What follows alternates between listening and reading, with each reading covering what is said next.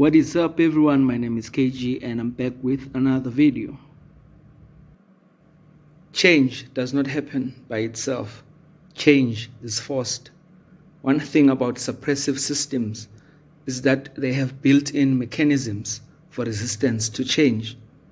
Exclusion and oppression are underpinned or held together by well-thought-out institutions, laws, and policies.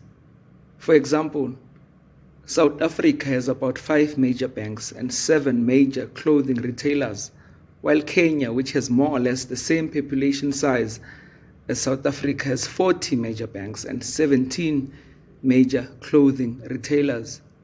What's my point? Well, the reason why South Africa has relatively lower numbers of the said institutions is because exclusion is the fundamental pulse of our economy. I did some research regarding business venturing in this country compared to other countries, and I discovered that it is harder to start a formal business in SA compared to, for instance, countries like the USA. The red tape, the legislative and administrative hurdles that entrepreneurs must overcome because of some of the laws in this country discourages entrepreneurship. The current SA economy at its core was designed to be exclusive. Recently, I have been posting a lot of local quality shoe brands started by young black South Africans. One of the questions I have been asking is, why are these brands not given the same kind of retail exposure as other international brands that are sold in our mainstream retailers?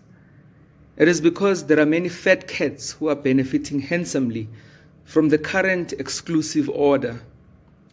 In this kind of setting, starting a bank, for example, as a young black person is almost impossible.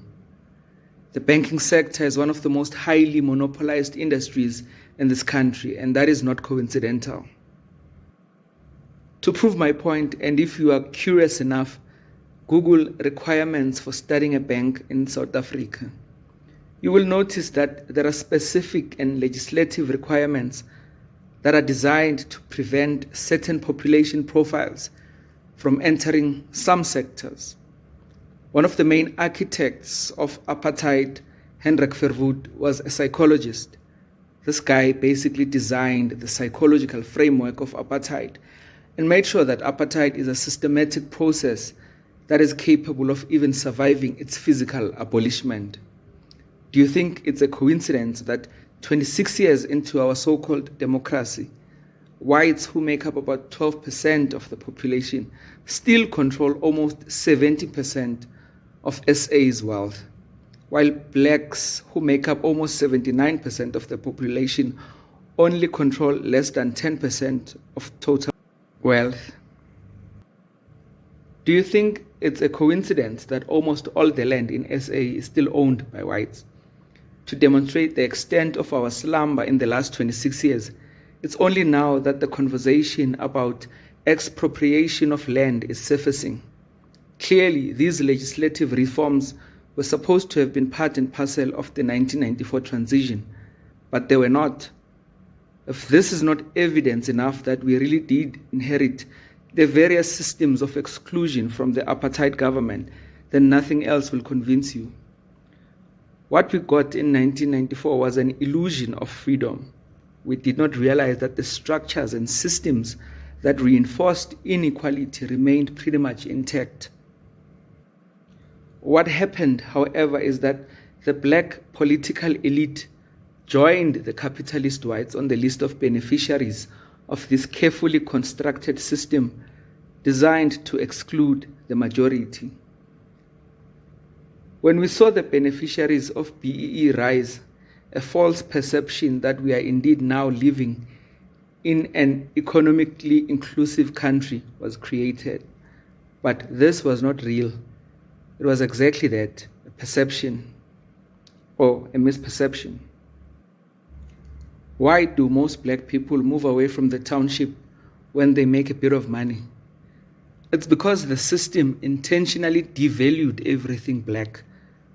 To understand this, you must once again revisit history. Townships were founded by the apartheid government as a means to draw a line between black and white, between superior and inferior. The difference now is that the line represents the comparison between rich and poor.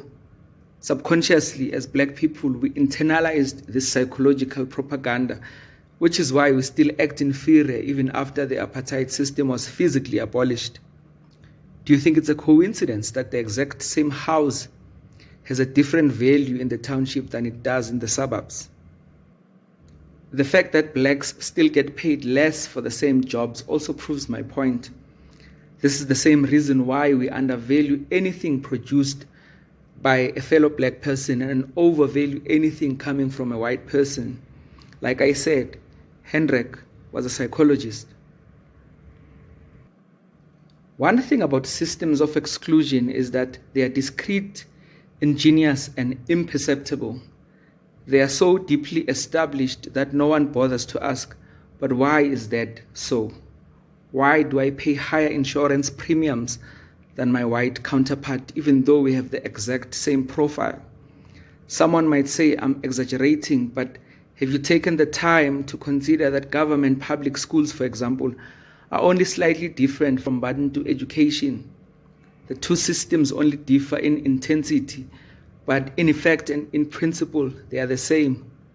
Both are inferior. Bantu education was a second-grade education system designed to produce second-grade citizens. In the same way, public schooling, which is in a dire condition, is a second-grade education system designed to produce second-grade citizens, at least in economic terms. Instead of saying whites only, private schools now say rich only. This is the case with our health system as well. Private healthcare is for the rich only, just as there were hospitals for whites only during the apartheid era. It begs the question then, are we really free? Is the Freedom Charter and the Constitution, both of which advocate for equality, represent the current socio-economic conditions of this country? But more importantly, how do we begin to pull out these systems by their roots and begin to create a more inclusive nation and economy?